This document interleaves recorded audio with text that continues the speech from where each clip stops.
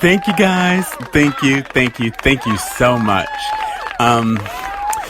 Today's double movie feature will be live theater. So just hang around after the Tech Cove, and we'll get started with Greece, and then we'll take a trip back to the farm and see how old Dorothy Gale is doing, and an updated yet synchronicity described in stereo version of The Wiz.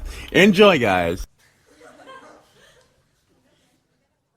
That's this Saturday at 6/5 Central. Hey guys and dolls.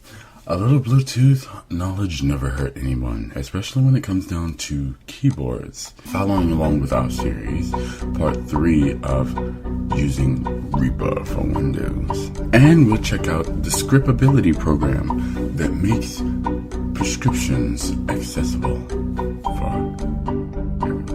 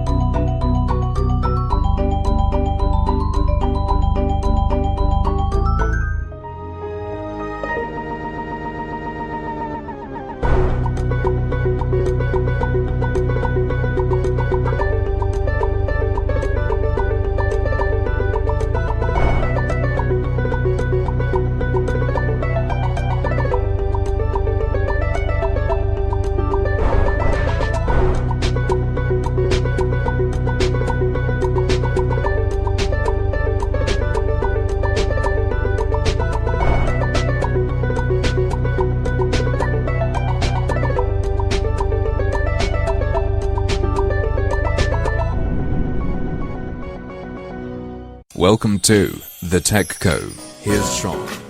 This is Scott Dever, welcoming you to part 2 of my series on using Bluetooth keyboards with iDevices and VoiceOver.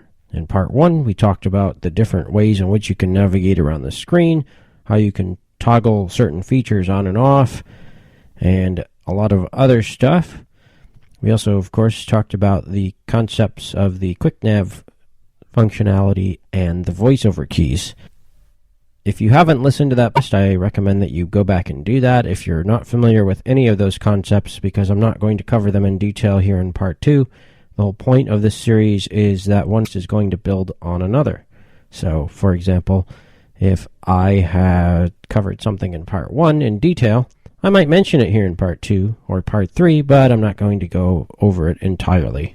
For this demonstration, I am using an iPhone 6S with iOS 9.2.1. That is the latest version of iOS as I'm recording this. And of course, I'll be using a Bluetooth keyboard, and we're going to use the Notes application for this demonstration. This part 2 is over editing text, and though I will be using the Notes app, most of the things that I'm going to cover here are actually able to be used in other applications like Access Note, Pages, and so on and so forth. So the first thing that I need to do, of course, is launch the Notes app. I can get to it in many different ways.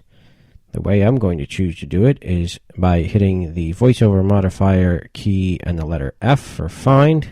Enter search text. Type in Note and press Enter. Notes. And it found it.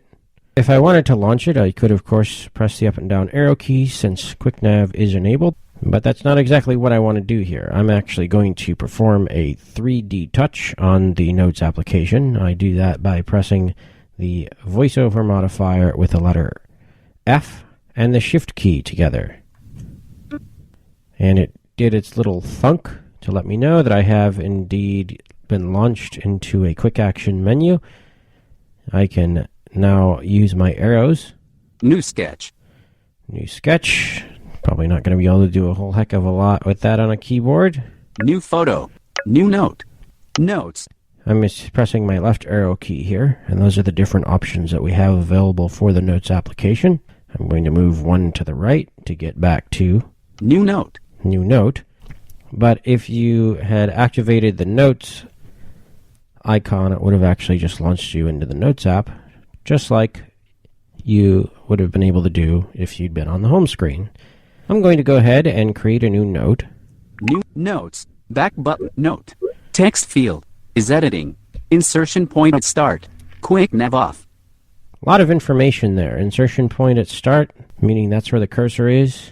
Quick nav is now off, so I can begin typing. And we are in a new note. If you are in the Notes application and you want to create a new note quickly, you can't do 3D touch if you're not in a 6S or 6S Plus, but what you can do is press Command with the letter N, and that would do the same thing. It would launch you into a new note. The only exception to that rule is if you have multiple accounts on your iOS device and none of them are highlighted in the Notes app at this time, you'll have to choose an account before you can actually create a new note. Before we get into the actual text editing, there is one other thing that I would like to cover, but I can't demonstrate, and that is a function of the iPad. While all these commands do work on the iPad does have a few that it only can support. Those are commands to jump you to the title, body, and heading of the different parts of the notes that you are creating. We don't have that option on the iPhone and iPod. You can also bring up what they call a keyboard hints menu on the iPad, and you can do that by pressing and holding in the command key, which is great when it works, but sometimes if you already have it launched, for example, VoiceOver won't jump the focus back to that menu, and you'll still be in the note itself. Also, if you press and hold the command key for too long and do some of these other keyboard commands we're about to cover, you'll launch that menu and not be able to know exactly where you are. If you hit escape to get out of the menu, sometimes that'll take you out of the note itself. So it's a little bit of a frustration, I think, for a lot of people, and myself included, where I don't really want to use the app on the iPad because that command key, while it's handy, it gets activated sometimes when I don't want it to. So just something to keep in mind. It's also worth noting that the command for keyboard hints that is on the iPad is supported on other apps as well, like Mail, Safari, and anything that has its own Bluetooth keyboard commands built into it. Anyway, Command N brought us here to a new note. Quick Nav is off. We need Quick Nav off to begin typing. Again, Quick Nav is kind of like Browse mode for NVDA or Forms mode for JAWS. With Browse mode and Forms mode, depending on which way you have them set, you can type keyboard commands, and instead of actually, say for example, pressing the letter H, instead of having it type in your document, it will try to jump you to the next heading on the page. That's, of course, particularly an issue when you're doing web browsing. So anyway, I'm on this new note. I'm going to go ahead and type hello. Hello. My name is Scott, and I am writing a meaningless note. Okay, there we go. That's the note that I so creatively have created. And if I can use the word creative one more time in a sentence, I officially will dub myself uncreative. But I guess that's also involving the word creative, so I already did. Therefore, I'm not. Anyway, I have this note here, and because QuickNav is off, many of the navigation commands that you may be used to on the Mac, as well as on Windows, are here. For example, if I want to press the left arrow key, that will take me to the previous character. Period. E period. Tango. Oscar. November. Space. And if I hit my right arrow, Space. November. Oscar. Tango. E period. Those are the next characters. Now if I want to go to the previous line, I can press up arrow. Hello, my name is Scott, and I am writing a meaningless note.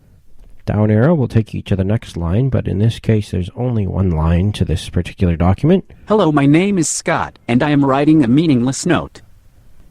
Just like on Windows and the Mac, when you add the Shift key to these commands, they will highlight whatever that is. So if I press Shift and left arrow, period. Selected. E. selected. And if I now press Shift and right arrow, E, unselected. Bottom of document. that will unselect it. Or if I had nothing selected prior to that and I started hitting Shift right arrow, it would start selecting to the right of the cursor as I'm moving along. Let's say I want to quickly jump to the top of my document. And of course, in this one, there are a lot of ways we can do it. It's a one-line document. It's really simple. I can just press the up arrow and get there. But if I had multiple lines in my document, I could press Command with up arrow. Top of document. And that would take me to the top of the document. Conversely, if you want to go to the end of the document, you can press Command down arrow. Bottom of document. I am going to go to the top of the document again. Top of document. And type another line to make this thing a little more complex.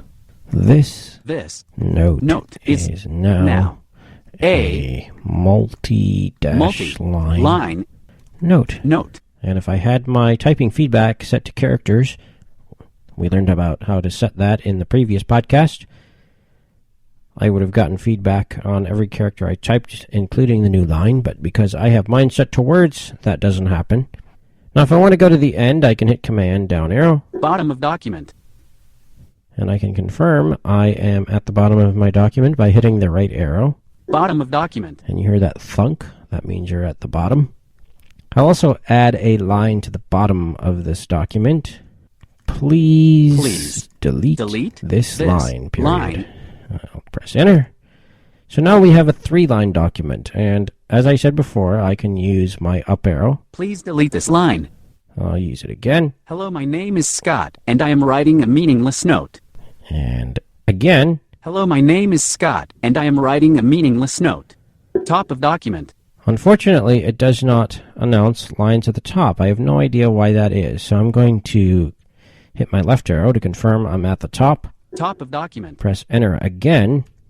And now, if I go back top of document to the top and press down arrow. This note is now a multi-line note. Down arrow again. Hello, my name is Scott, and I am writing a meaningless note. And you get the point. That's how you would quickly navigate by line and how you get to the top and bottom of the document. Let's say, for example, I would like to remove a few words in one of the lines. Let's say I want to remove, hello, my name is Scott. To do that, we first want to know how to navigate by word, since it's not the whole line, but part of the line. And I can do that by pressing the Option key with right arrow. That will read me the next word, and will also move the cursor. And of course, Options key left arrow will move me to the previous. But I'm going to go ahead and select those words, and just like in Windows, I can press the Shift key with the Option key and the right arrow. Hello. Selected. My name is Scott, comma, and selected. Well, I went too far, so I can do Options Shift left arrow. And unselected. And now press the backspace key. Selection deleted. And it's gone. I can confirm that by hitting the up arrow. This note is now a multi-line note. And then down arrow. And I am writing a meaningless note. But we have there and, which doesn't make any sense in this case, because it's not a good way to start a sentence, since there's nothing really before it. So what I can do is there are a lot of different ways in which I can edit a single word, but I'm actually going to show you how to navigate around with the cursor.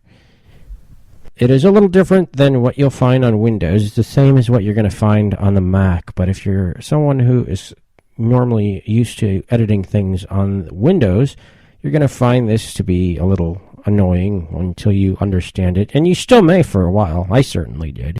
With the cursor on documents that you're editing, the cursor follows whatever you just pressed. So if I hit the right arrow, alpha, I have my feedback for letters set to phonetic, so it said alpha. And the cursor is actually now ahead of the letter A. If I press left arrow, you'll again hear alpha, because that's where the cursor is, but now it's behind the letter A. So if you're moving to the right throughout your text, you'll find that whatever you're typing, the cursor will be ahead of it, whatever letter you just spoke, And if you're moving to the left, you'll find that the cursor is right behind whatever was just spoken. So I'm actually going to move beyond the word and here. Alpha, November, Delta, space. I did that with the right arrow. Now if I backspace, it'll backspace out character by character, the word and, backwards of course. But if I use my left arrow, space. Again, there's the space. Delta. Now we're before the letter D in and, so if I hit backspace, it's actually going to knock out the letter N. N. There you go. So if I want to get ahead of that D, I have to hit my right arrow. Delta. And now I can backspace and I'll get D and A. D, A. Now I can hit my up arrow and then down arrow again. This note is, I am writing a meaningless note. And now we have, I am writing a meaningless note.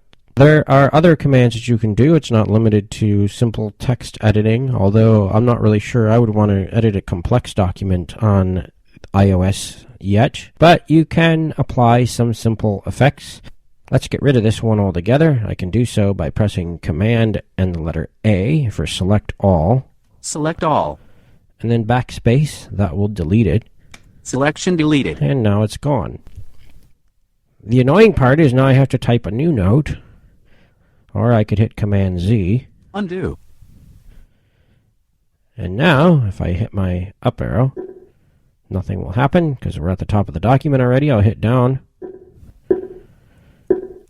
And nothing would happen. So I'm not really quite sure why Command Z is not functioning, but it's supposed to undo the last action. It unfortunately does not do it in this case. So I am going to have to type a new note after all of that. I can begin doing so by simply typing because we have an empty document here. This document is no longer empty. Empty. Space. I did space, but I'm going to backspace and then go down to a new line. I am hungry. Hungry. And am ready for lunch. Lunch. It's like 11 something in the morning as I'm recording this. I'll do another new line, and now we have 2 lines in this document. Let's say I was really hungry, and I wanted to place some emphasis on that. Of course, I could simply have it in all caps, and that would convey that, not in voiceover, of course, but it would to somebody reading it with a braille display or somebody reading it on the screen. But that's boring. That's too easy, right? I'm going to go back up to the previous line. I am hungry and I'm ready for lunch. With up arrow. And now I want to get to the word hungry. So I'm going to hit Options right arrow. India. Am. Hungry. There it is. Now I must go back to the left. Hungry.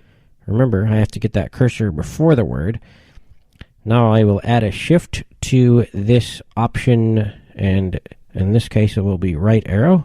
Hungry. Selected. It is now selected, and I can do any number of things. I can bold it with Command B, I can italicize it with Command I, or I can underline it with Command U. I'll go ahead and bold it with Command B.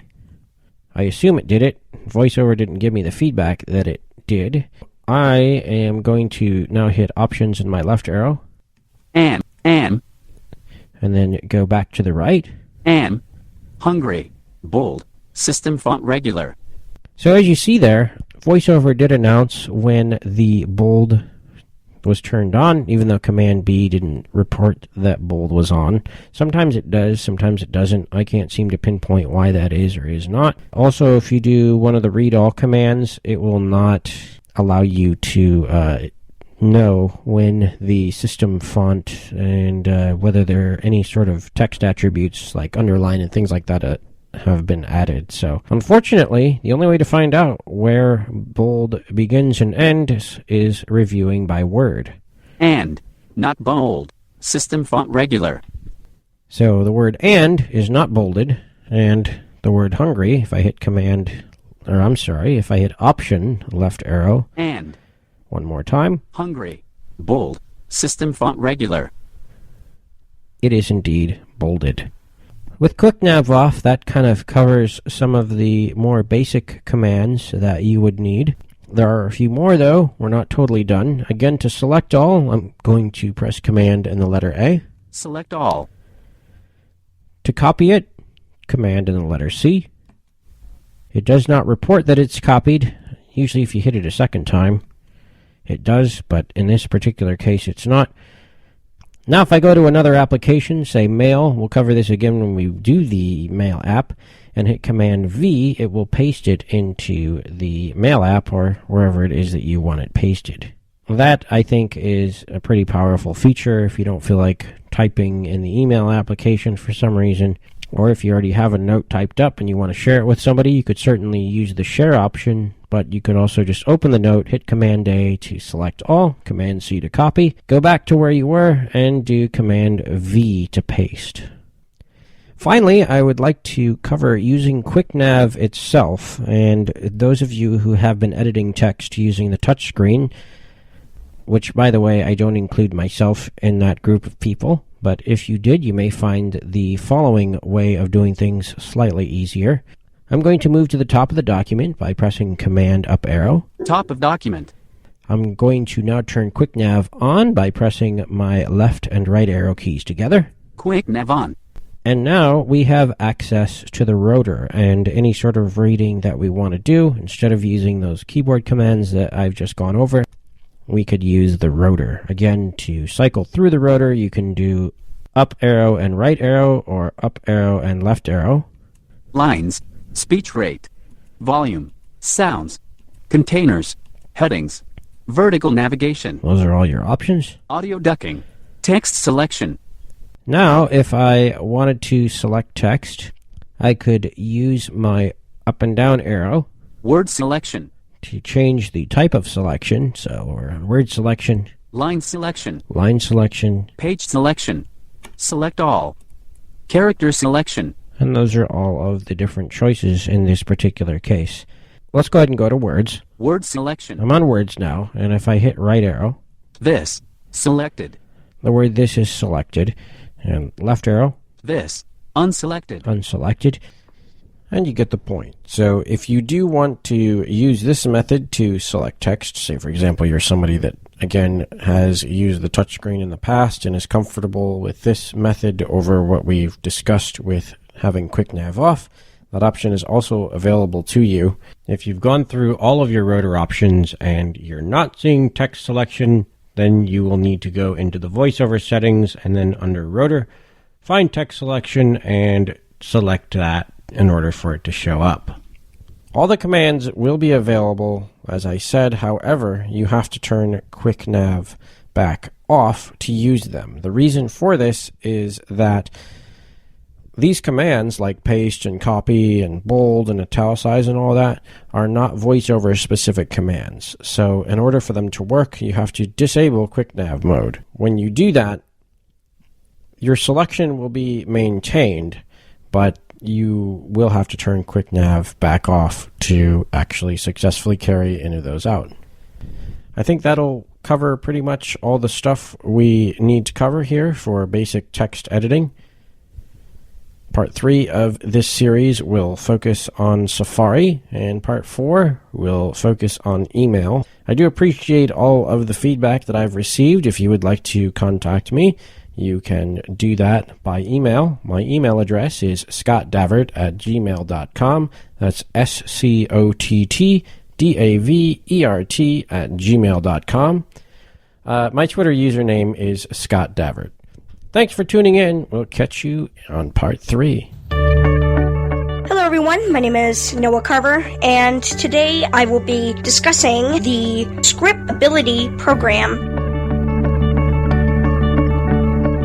Scriptability is a program that is in conjunction with a Scriptability pharmacy for those who cannot read a conventional prescription label. Scriptability uses three main ways for people to access prescription details. Number one is Script Talk, which is a talking station that reads prescriptions via RFID tags. Number two is a large print label, which is useful for those who are able to read but can't read the small print of prescription labels. And number three is a Braille label for blind and visually impaired users. In today's demonstration, I will be showing you the Script Talk and Script Braille services. Let's get started. First of all, what I'm going to do before we start our demonstration is I will play a portion of the Scriptability press release found on YouTube, which will demonstrate in brief detail exactly what these systems do, and then we will get into my demonstration. Let's get started. Script Talk. Script Talk labels use radio frequency identification, or RFID. There is a small antenna and microchip embedded in the label. After a prescription is filled, the pharmacist places the label on the prescription container and uses the pharmacy station and software to program the drug information onto the RFID label. Programming takes only a few seconds and provides the drug name, dosage and instructions, warnings, pharmacy information, doctor name, prescription number, prescription date, and other information. The patient has been given a Script Talk reader unit. Using this along with the talking labels, they can listen to the spoken label information whenever they need to. Patient John J. Smith. Medication amoxicillin 250 milligrams. Instructions: take 1 capsule 3 times daily. Quantity 30 capsule. ScriptView. ScriptView large print labels provide easy access to prescription label information for those with low vision. The large print label presents the data on a customizable label with the ability to choose font size and style, order of information, and contrast. The label is affixed to the prescription container with a non-glare, durable media in a booklet-style format.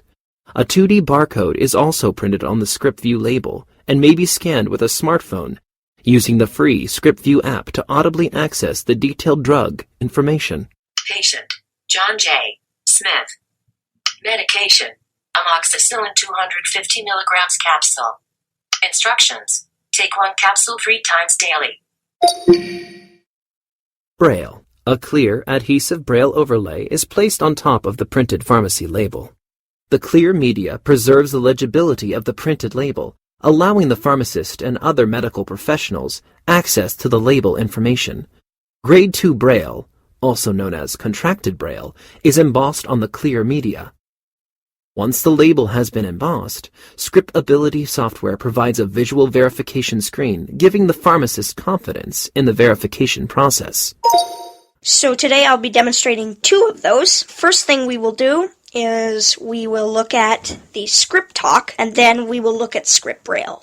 Let's start with a physical description of the Script Talk unit. To begin, we will orient the device so that the 3 buttons on the top, on the device's surface, are pointing towards you, and the thumb wheel on the front of the device is also pointed towards you. Going around the perimeter of the device, at the front we have a thumb wheel that is used to turn the device on and off, as well as to control the volume. Nothing else until you get to the back of the unit.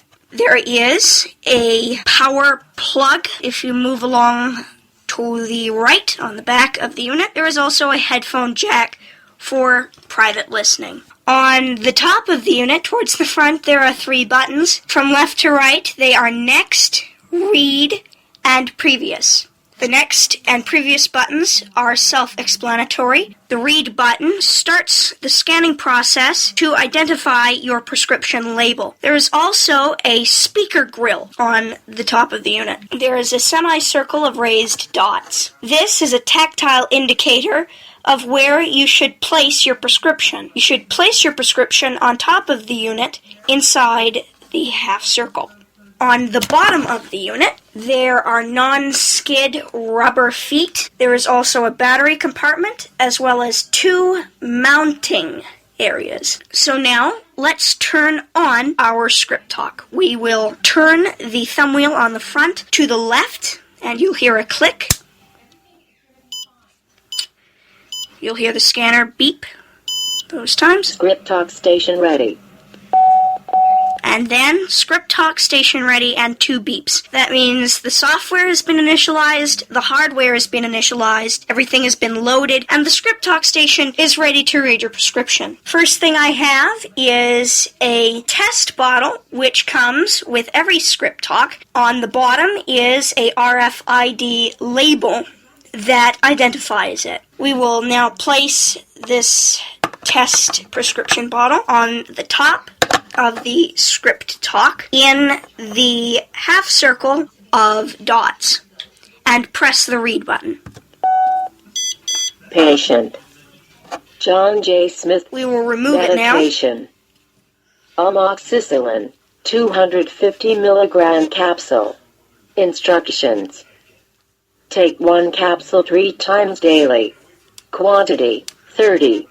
Prescription date March 1st, 2016. Use by March 1st, 2017. Refills remaining 0. Prescriber Dr. Ben Casey, Scriptability Pharmacy. To reorder this prescription, dial area code 309-555-1212. Prescription number 1, 2, 3, 4, 5, 6. Warning. Important. Finish all this medication, unless otherwise directed by prescriber. Warning. This medicine may be taken with or without food. Warning. May cause diarrhea during treatment. If it persists or becomes severe, tell your doctor or pharmacist. Warning.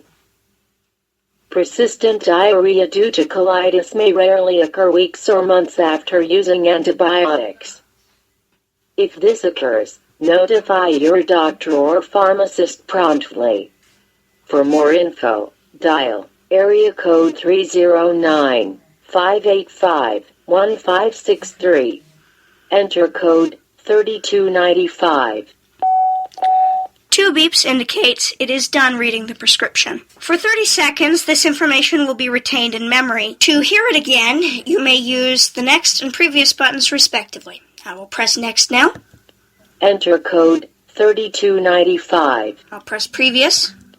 For more info, dial area code 309-585-1563. To stop the unit, press the read button. Warning. Say I want to hear the instructions again. I will press previous until I get to instructions. Warning. Warning. Warning. Warning. Prescription up. To reorder the scriptability prescriber. Refills remain. Use by prescription date. Quantity. Instructions. Take 1 capsule 3 times daily. Alrighty. If you scan or attempt to scan a new prescription, the memory will be cleared. Another feature available is rate change. This allows you to change the speaking rate of the voice on your script talk station. To do this, press next and hold it down. Voice speed adjustment. Use the up and down buttons to change the voice speed. Voice speed adjustment. I'm now using the next and previous buttons in conjunction. Voice speed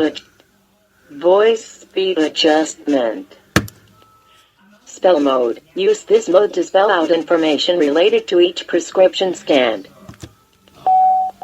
What I just selected in the rate selector was a feature called Spell Mode. This allows prescription information to be spelled. Patient. J-O-H-N space J space S I silenced the unit by pressing read. Say I want to spell the name of the prescription so that I can look it up later. No problem. Just press next. Medication. A. M. O. X. I. C.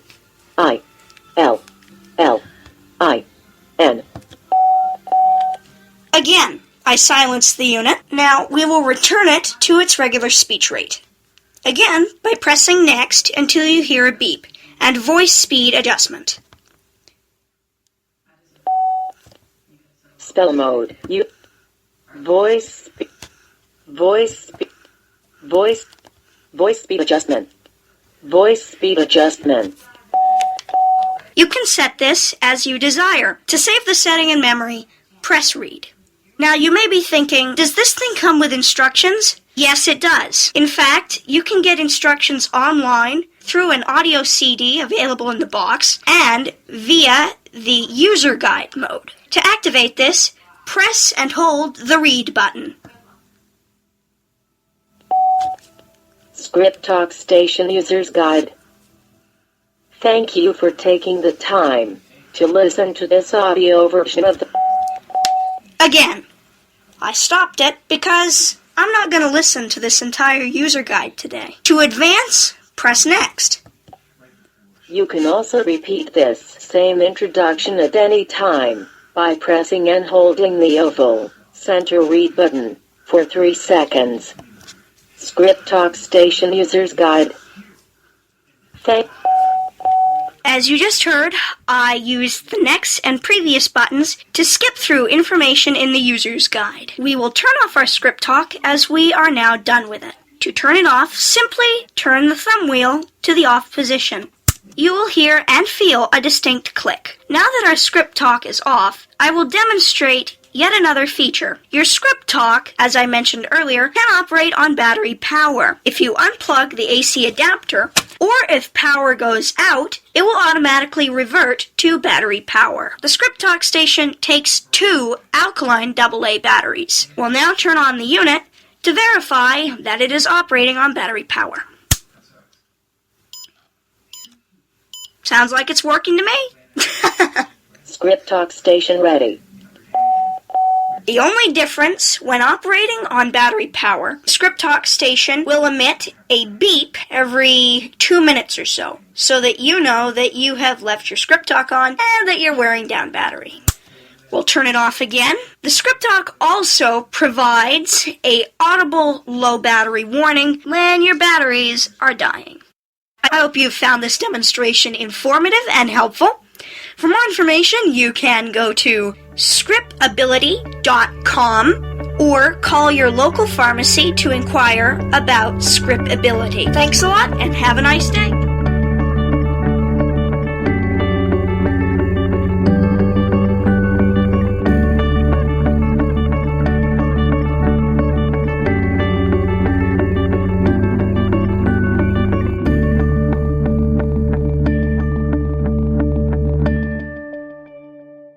I think that's really cool. In fact, I'm going to call my pharmacist now while you guys listen to this next informational moment. I tend to forget easily. Welcome to CoolBlindTech.com. Welcome to another CBT episode of Reaper. This is part 3. In this episode, we're going to talk about pre-configuring your MIDI and audio devices and Reaper project settings, and then we'll record some music in part 4.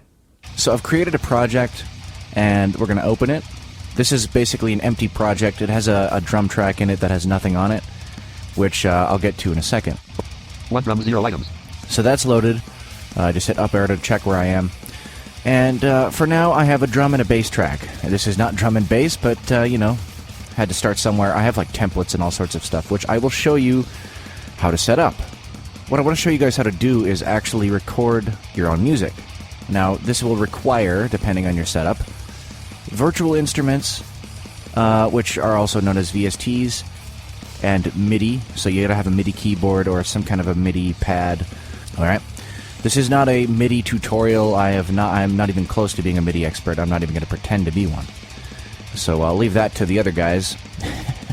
What I will show you is how to essentially set up your MIDI stuff. We're on the drum track right now, okay? And yes, you would create the new project with Control-N and then Control-T for track, put in the name of the track, blah, blah, blah. You know this. You've already done this. So now you focus the track with up arrow or down arrow. Master. 1 drum 0 items. You heard the master there. With Asara, you can actually show and hide the master track in Reaper, and then it will show or hide with Asara. Something you couldn't get with the old Reaper Access plugin. Context menu. I hit the Applications key on my keyboard, and let's just down arrow through this. Monitor input N. Monitor input tape auto style M. Monitor track media when recording N. Preserve PDC delayed monitoring in recorded items P. So there's lots of cool stuff there. Record. Input audio or MIDI R. Record. MIDI over dub / record. Output sub menu R. Here's actually, let me go back up. Record. MIDI over dub / replace check sub menu R. Record. MIDI over dub check R. There's something called MIDI over dub, and this is one thing about MIDI I do know about. Let's just look at this. Record. MIDI replace R. So, record. MIDI over dub check R. MIDI over dub means it's kind of like multi-tracking your MIDI, but it's on one MIDI file, it's in one track. So essentially, you'd record one bit of MIDI, so like kick, snare, kick, snare, blah-bitty, blah-bitty, blah. When you're done with that, you can do hi-hat, hi-hat, hi-hat. And then you can do the next one, you know, crash, splash, whatever you need. And that, you basically layer the two, or the three, or the whatever, and it makes one consistent MIDI file instead of trying to play the whole thing as you want it to be in one go. Record. MIDI replace R. MIDI replace is one note at a time, and if you record over it, it will replace whatever you had there before. Pretty self-explanatory. Record. MIDI touch replace R. Touch replace, I don't know. Record. MIDI latch replace R. I don't know what that is either. Record. MIDI overdub check R. The ones that you really care about are overdub and replace. I mean, the latch and stuff, I've tried to understand how that works, and nobody's really been able to explain it properly. So if somebody wants to email me, that would be awesome. Record. MIDI overdub / replace checks record. Output sub menu R. Output. Record. Input force format sub menu R. You can force the format, so if you want like the record. Input force mono R. Force mono. Record. Input force stereo R. And you can, you know, so if you have a stereo input, you don't want it to be stereo, you can do that. That's fine. Record. Disable input monitoring only R. Input mono sub menu I. Here's where your inputs are, like if you had a sound card, whatever. Input 1I. Input 1. See, there's nothing there. I don't have anything plugged in. This is a demo. Input stereo sub menu I. Input MIDI check sub menu I. See, here's what's going to be cool for the MIDI bit. Virtual MIDI keyboard sub menu V. So you don't want that. Now, what you do here for your controller is first in Reaper preferences, you'd go find it in MIDI devices. Then you'd enable it. For instance, I have a little Keystation 49 right now in front of me, and I would plug it in, go to Reaper preferences, MIDI devices, then enable the input for the Keystation 49. And then and that's literally what it shows up as. Map input to channel sub menu N. You can map to channels, you can do all sorts of crazy stuff. None of that's really relevant for a basic project. You don't need to know this stuff yet. Automatic record arm when track selected. Track recording settings input quantize format X T. And let's just get out of here. There's a bunch of other stuff, but samples. That's not what this is about. Alright, back to my drum track that has nothing on it. Play. See? Stop. Play. Stop. When you record MIDI in a project, it is in the project file itself, the RPP file. To get around that, I'm going to open a project. Why am I importing a MIDI item when I should just record one? Well, because it's faster for the demo. We're going to get to the next part, and that's going to have all about recording, all about that effects and mixing and whatever else you want to know. But for right now, it's better to just show this quickly while we're going through Reaper settings, while we're doing some basic stuff, to have some sort of generic drums and stuff to show that, yes, it does work, blah, blah, blah. And then we can fix it later and record our little metal project. And yeah, I'm sticking to it. Open project dialog file name. Item music not select. Master. 1 drum 3 items. And now 1 drum has 3 items on it. So let's just copy this first MIDI item. 2 drum on 1 drum untitled MIDI item R1. So I can either copy this or I can export it as its own thing. 1 item copied. Reaper query dialog save projects. Reaper V5. I'm going to close this. I'm going to open up my sample again. 1 drum 0 items. Sample CBT modified Reaper V5.1. So I have sample CBT back up and it's ready to go. And you can export MIDI from the editor as well, so that's totally possible. But for now, I'm just going to copy the item from one project to another project and paste it right here. And this will give me a sort of kind of idea of what my drum track will sound like, and I can change presets and do all that kind of stuff later. One item added. For this project, I'm using Superior Drummer, one of the metal packs. This is not a Superior tutorial. I actually have some separate stuff on that. I'll try and get it up on the site one of these days because it's really important for anybody trying to do virtual drumming and whatnot. It shows how to add your own paths and do all that, but I'm rambling way too much in this one. So let's play this now. Play.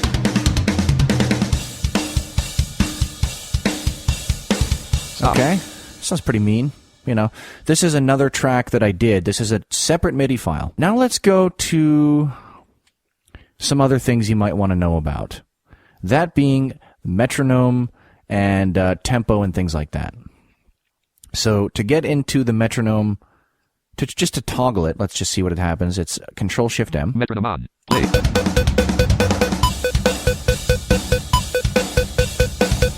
Metronome off. Stop. So this is an 8/8 project, 8/8 time signature. Those little beeps you're hearing are my custom made. I made my own little beep tones for the metronome because the default ones are pretty crappy. And of course, if you do Control-Shift-M in a project, you'll know what I'm saying. It's barely audible. Let me show you how to change that. Instead of doing Control-Shift-M, let's do Alt-Shift-M. Metronome and pre-roll settings dialog. Primary beat volume minus 8.42 dB. Secondary beat gain plus 1.63 dB. Run metronome during playback. Checkbox checked. Yes. Enable metronome. Checkbox not checked. So you want to enable that if you want it to. Run metronome during playback. Checkbox checked. Count in before playback. Checkbox not checked. And you can count in like one or two measures. Run metronome during recording. Checkbox checked. Yes. Count in before recording. Checkbox checked. Count in measures. Edit. Selected 1. And I have it set to do one measure before it actually starts recording. Start count in at start of measure. Checkbox not checked. And there's a few unlabeled things. Those are actually your volumes. Of course, you know, nothing in Reaper is perfect, okay? That's one thing you're going to learn real quickly is, yeah, most of it works, but God, there's some stupid things here that they really need to fix.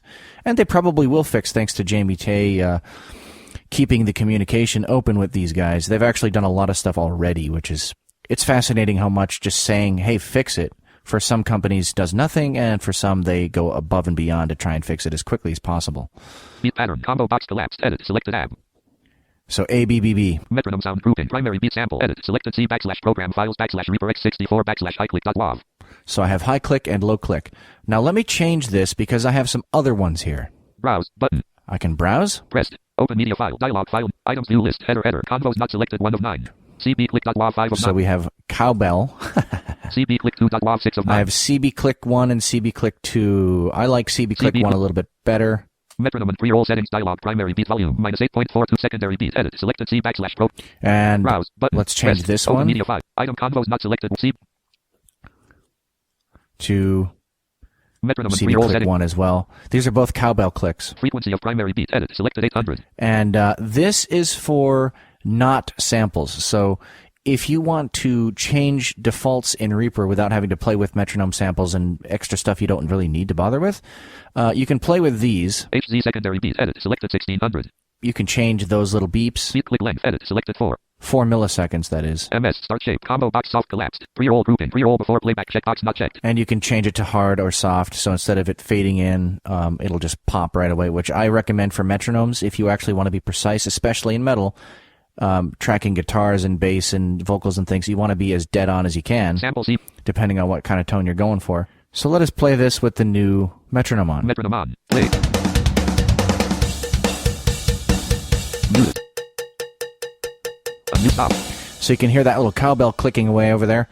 And that's my preference, okay? You could use beeps, you can use whatever you need, but it's very important to get comfortable with figuring out what works for you. So maybe, you know, grab some metronome samples and play with that. I mean, if you're really serious about trying to record stuff, you don't need distractions and extra stuff getting in your way.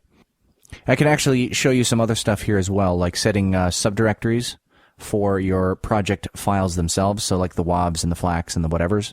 So let's go into the Alt-Enter. Project settings dialog. Default format for project /region render. Tab 1 tab control. Media tab selected. So we're going to go to Project Settings tab first. Project settings tab selected. OK but cancelled. Save as property page HZ if unset. Hardware default will be used. Project sample rate. Checkbox checked. Combo box collapsed. Edit. Selected 48,000. Now, I have this set myself, custom. You don't need to do this. This is all kind of just my preference. 48K instead of 44.1K.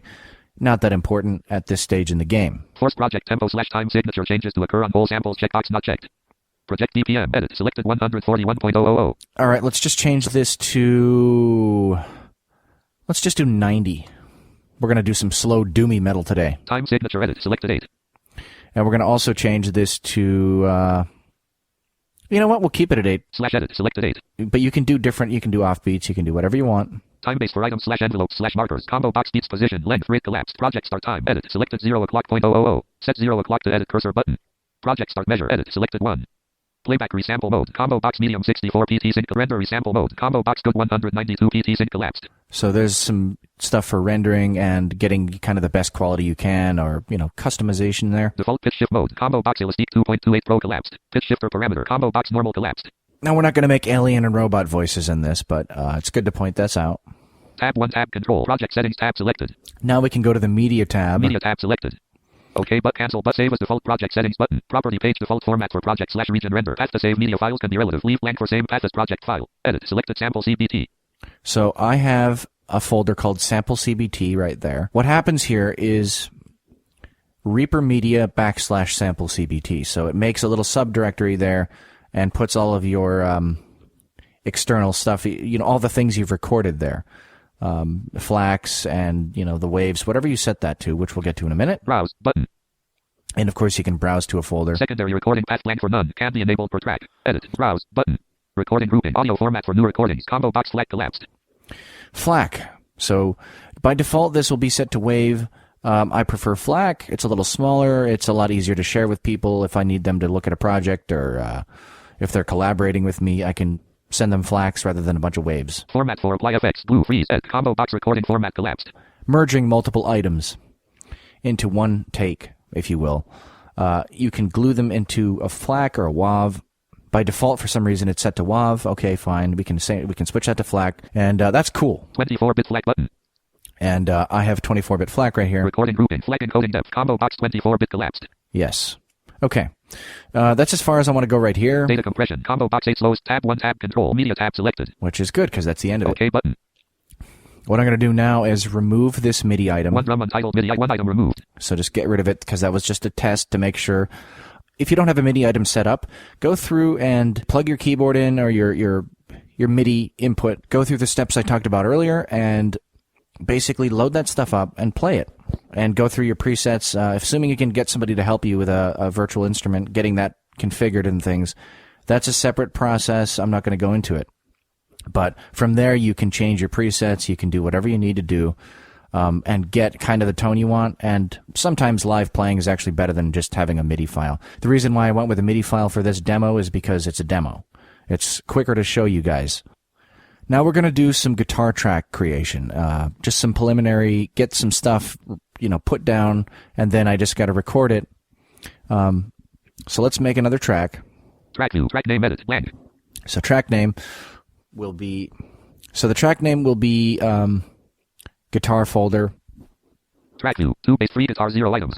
If you have the Asara key map installed, you can hit Shift Enter folder to make it a folder. All right. And then let's make 2 more tracks called like Rhythm 1 or, you know, R1, R2, whatever you want to do. Track view. 4 guitar 1 0 items. 5 guitar 2 0 items. So I made guitar 1 and guitar 2. Let's hit Shift Enter twice. Folder. End of folder. And that makes end of folder. 4 for 2 bass 0 3 open folder guitar 0 items. Small. Closed. I hit Enter twice to close it.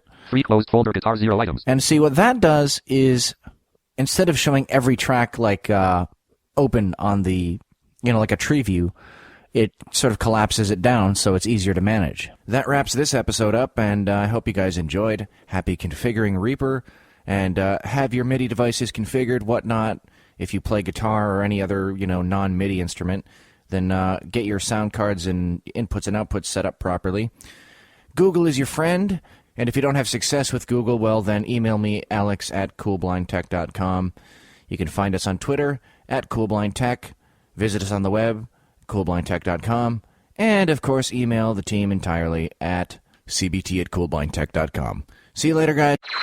Hello, and welcome to another Apple This podcast. This is Scott Davert welcoming you to this quick tip on ways to manage your mail more effectively using the native iOS Mail app. I'm running iOS 9.3, and I have 3 different accounts that I actually use on the Mail app.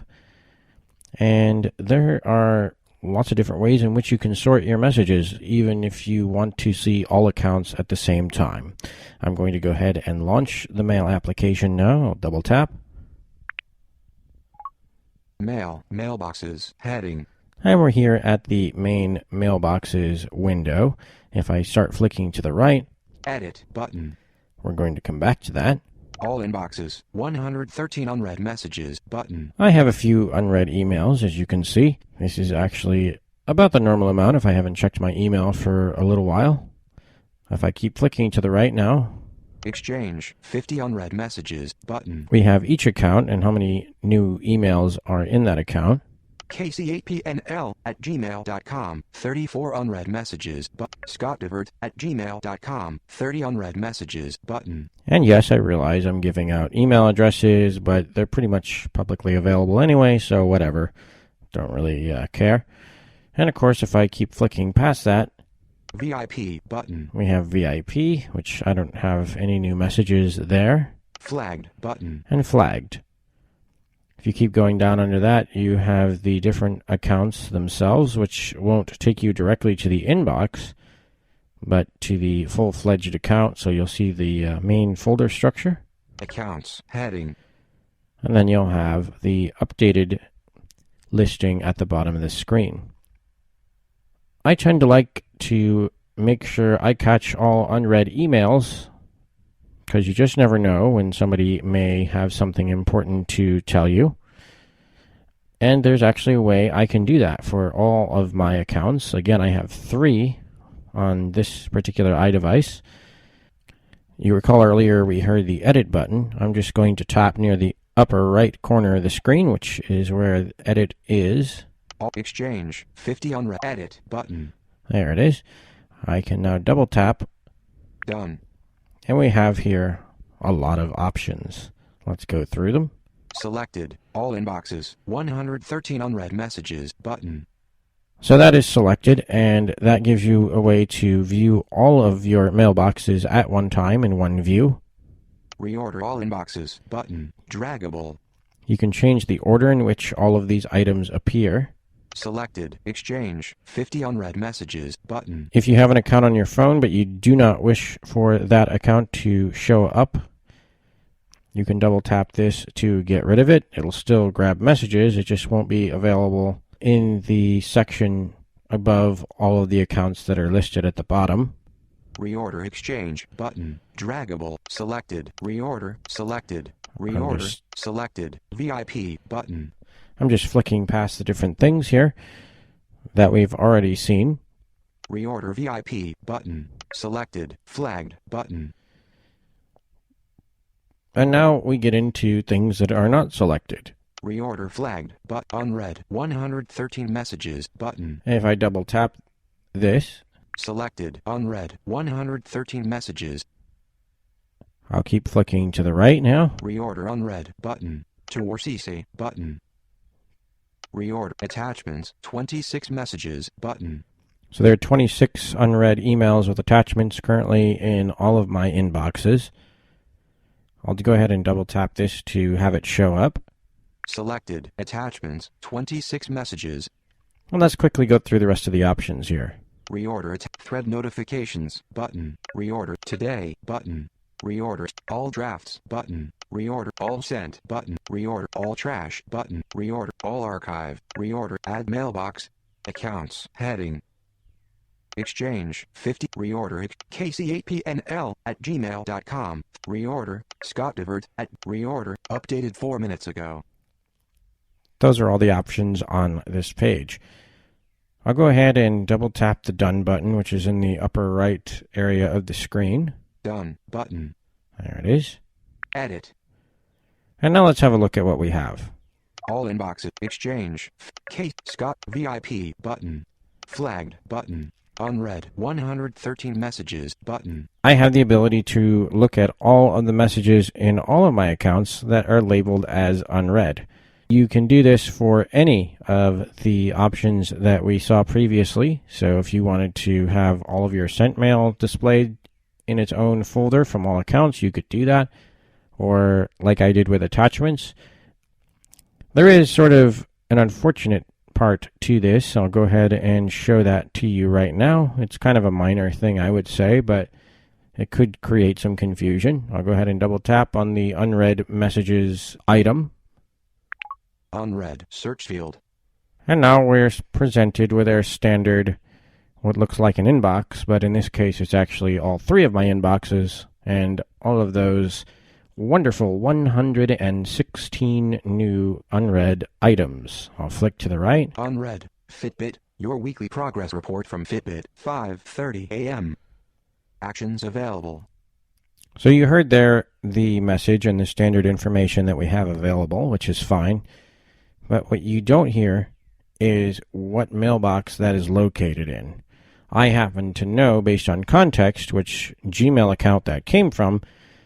But if you have somebody, for example, who may post to different lists and stuff that don't have anything in the subject regarding what that list is, it could create some confusion when you have multiple accounts. For example, I have a personal and a professional account, and the type of response that I might give somebody on my professional account might differ a bit from what I would give them on my personal account. So if I keep moving to the right here, you'll see all of the other unread messages in all of my inboxes. Unread Scott Divert, new recording to 2:38 a.m. One attachment. That's actually Actions available. in the kc8pnl@gmail.com email address, and that's another project that I'm working on at the moment. That about does it for this quick tip. Thanks for that, Scott. I really appreciate it. And look, we've gone a minute and some overtime. Far be it from me to keep you guys from the double movie picture show this week. It's going to be two really good ones. So, see you next time on the Tech Cove. Thanks for listening to today's Tech Cove. We hope you've enjoyed today's program. Tune in again next week at the same time for another edition with Sean Hosbury.